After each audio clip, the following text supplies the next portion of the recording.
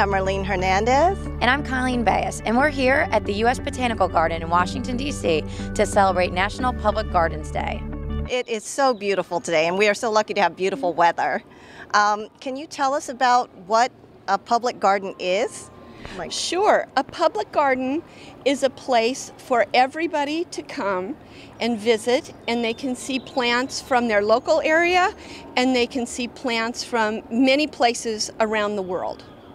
There's 500 public gardens throughout North America, and they are places that educate kids about the importance of plants. They are also places of beauty where people can go to see terrific plants and get great ideas for their own home gardens. So the United States Botanic Garden is a beautiful example of the diversity of gardens that we have throughout the United States.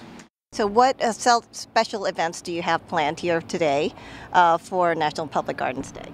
Well, we have an exhibit in our garden court that tells people more about public gardens. Mm-hmm. We have 2 kids programs about the potato called Planet Potato, and kids are going to be going home today with a real potato with Mr. Potato Head cap and shoes and all kinds of things.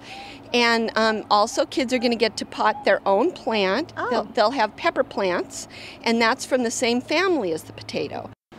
So what kind of events do you have going on, not only here in Washington, D.C., but across the country, and what kind of things would kids be interested in? Well, the great thing about public gardens is that they're so diverse. So there's all different kinds of public gardens throughout the United States, and all the gardens throughout the country are just doing different kinds of things, whether it's plant sales, whether it's education programs like the ones going on here at the Botanic Garden for kids, or whether it's just opportunities to stroll through the garden and see terrific things. In terms of programs for kids, I think it's important to focus not just on National Public Gardens Day, but on the wonderful education programs going on at public gardens around the country throughout the year to educate kids about the important role of plants in their everyday lives and to get them to interact more with nature at a time when kids are not interacting as much with nature.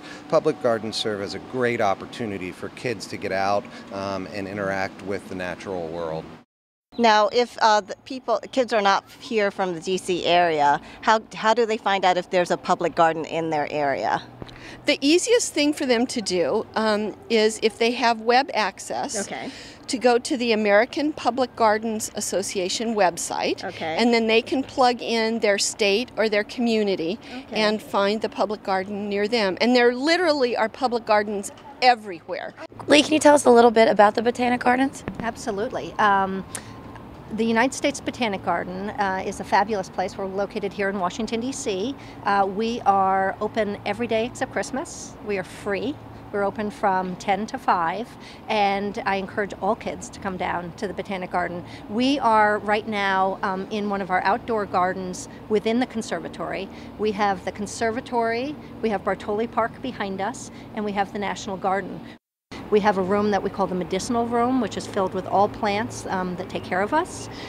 We've got the rainforest, and we contrast that with our lovely world desert. Right now, where we're talking from is our Southern Exposure Garden, and we also have a children's garden within the conservatory. And you mentioned you have a children's specific garden. We do. We have an outdoor children's garden. And what makes that different than the other gardens?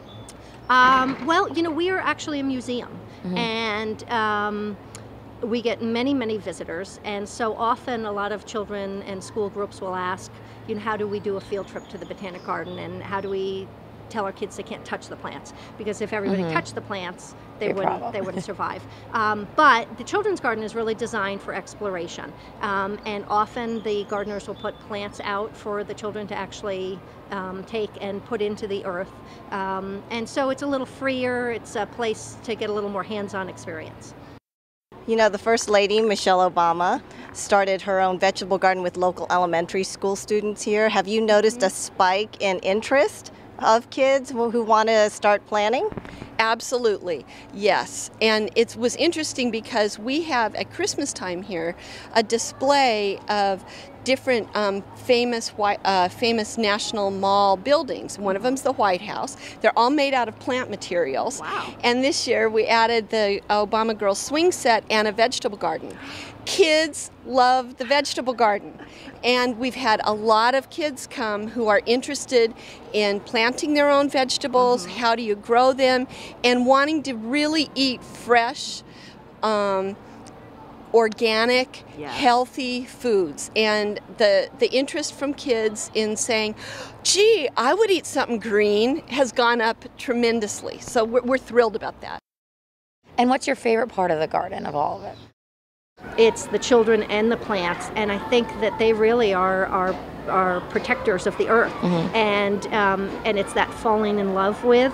And so when they learn something like a medicinal, or they learn about our carnivorous plants, we have a lot of pitcher plants here, and kids are fascinated with pitcher plants. And why is it that plants need to use insects to survive, and plant adaptation, and how a Venus flytrap works? I think it's pretty magical.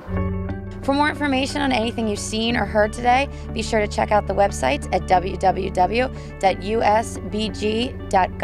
And for more information on public gardens and to find a public garden in your area, check out publicgardens.org. And for fun and safe websites for kids from the federal government, visit Kids.gov.